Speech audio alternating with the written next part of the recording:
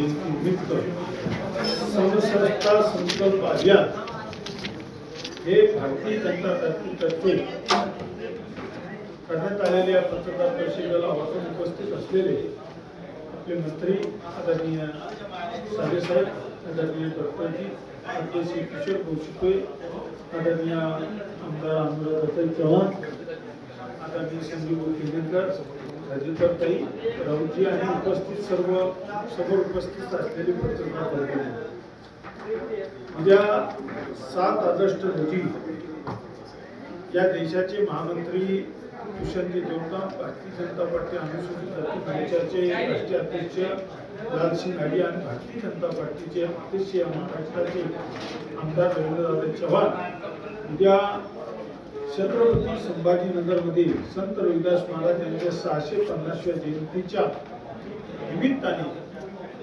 कलश यात्रा समर्पित रविदास महाराजांना करण्यासाठी कलश वितरण सोहळा, कारण की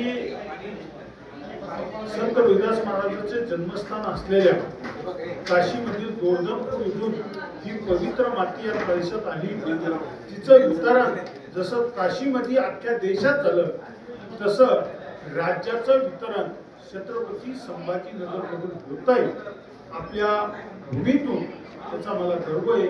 त्याच्यामुळे पहिल्यांदा मी भारतीय जनता पार्टीचं मनापासून अभिनंदन करतो. संत शिरोमणी गुरु रविदास महाराजांचे विचार समरसता संकल्प अभियान जे सुरू केले त्यामुळे राष्ट्रीय अध्यक्ष भारतीय जनता पार्टीचे नवीन व्यक्तीजी आणि देशाचे पंतप्रधान मोदीजी आणि राज्याचे मुख्यमंत्री आदरणीय देवेंद्रजी आणि आदरणीय रवींद्रनाथ चव्हाण प्रदेश अध्यक्ष आणि स्थानिक मंत्री आणि पदाधिकारी यांचं मनापासून अभिनंदन करतो.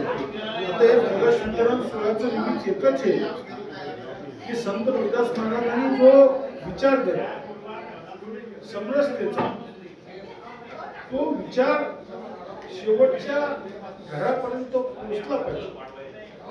ते पोहोचविण्याचं काम भारतीय जनता पार्टीच्या माध्यमातून की राज्यामध्ये 11,000 ठिकाणी जाणार, आपल्या राज्यामध्ये 72 जिल्ह्यात जाणार आणि आपल्या 1117 मंडळी तिथे जाणार आणि प्रत्येक ठिकाणी कलश पूजन होऊन प्रत्येक मंदिरात पूजन होईल. कारण की 29 जुलैला गुरुपौर्णिमा झाली, त्या दिवशी दीपपूजन केलं आणि 20 फेब्रुवारीपर्यंत हा कार्यक्रम चालणार आहे.